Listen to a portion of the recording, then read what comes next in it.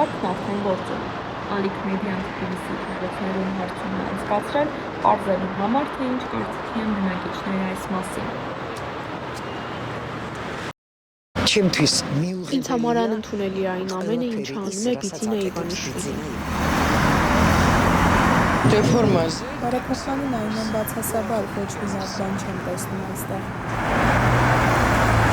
Կողմ չեմ, համալսարան բառը ինքնին նշանակում է ունիվերսալ հաստատություն։ Չեմ հասկանում այս բարեփոխման նպատակը և ակտուալությունը։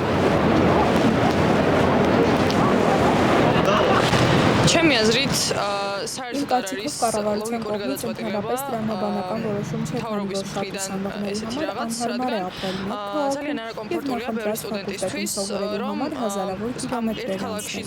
Դրա համար, եթե քո քաղաքում չկա քո նախընտրած ֆակուլտետ, դու ստիպված ես տեղափոխվել, և դա շատ անհարմար է, ճիշտն ասած, ընդհանրապես կողմ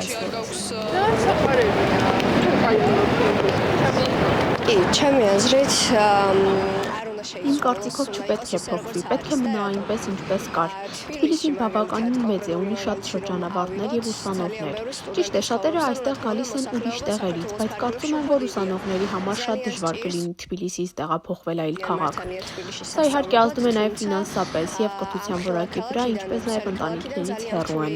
Կարծում եմ, որ այս բարեփոխումը մի մեծ խառնաշփոթ կառաջացնի և չի կարողանա արդարացնել իրեն։ Մենք ունենք հրաշալի պատմական համալսարաններ, ուստի պետք է պահպանենք դրանք և դրա համար էլ մտածում եմ, որ պետք է լինի այնպես, ինչպես կար։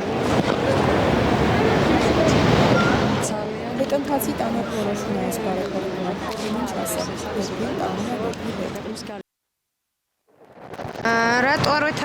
Ոչ, համոզիչ չեմ, որովհետև չպետք է այդպես լինի։ Այսօրվա կրթությունը ես չեմ հավանում։ Ընդհանուր վերցրած դպրոցներում չեն ուսուցանում հրաշալի բանաստեղծությունները։ Իրենց գրած բանաստեղծություններն են դասավանդում, իսկ մեր ավանդականը հանել են։